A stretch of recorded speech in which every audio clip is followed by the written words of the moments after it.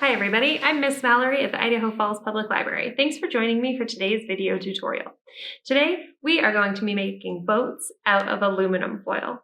For today's project, you're going to need a container to hold water. So we have a bowl full of water here.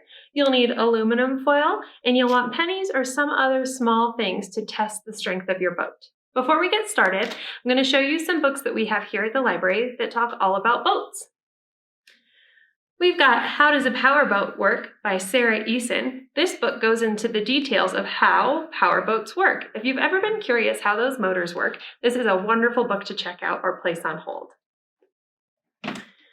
We have 10 Ships That Rocked the World. This one is by Gillian Richardson. It's a really great book that talks about 10 different famous boats and how they impacted the world.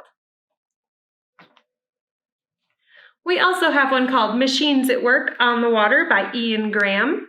This book goes into detail about different types of ships and boats that do jobs out on the water. And then, if after today you really think you could build some different types of boats, you can check out the Motorboat book. This one is by Ed Sobey, and it helps you build and launch 20 jet boats, paddle wheelers, electric submarines, and more. So if you want to try your hand at building more boats after today, this is a perfect book for you. So to get started, you're going to take your aluminum foil, and you're going to want to rip out a piece that's about 8 or 9 inches long. Then you want to get your pieces as square as possible, so you might need to ask a grown-up for help to do that part. You can fold it in half or cut it, whatever you want to do, but you want to make sure that you've got a square piece to start with. So I've built a few different boats here out of the same size pieces of foil. So we're going to put those in there and see how they float. Looks like they're all floating pretty well. They're all different shapes and sizes once they're completed, but they were all made with the same size piece of aluminum foil. Once you have your boats built, you can build 1, you can build 4 like I did. You could even try to build 10 if you've got enough aluminum foil. You're going to see which boat can hold the most pennies.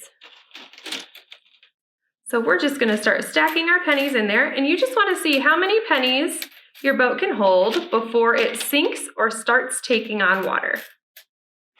That one can hold quite a few. Looks like most of my boats can float pretty well. If you run out of pennies, you can try using different coins. You could try nails or screws, nuts and bolts, anything that you have. Oh, one of my boats sunk. Let's see what we can do with our long, skinny boat.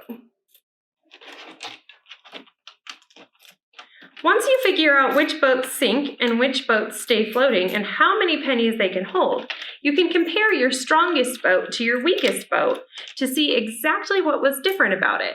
Was it the shape of it? Was it how thick you made your aluminum foil? What other types of questions could you ask to figure out which one of your boats was the strongest and why?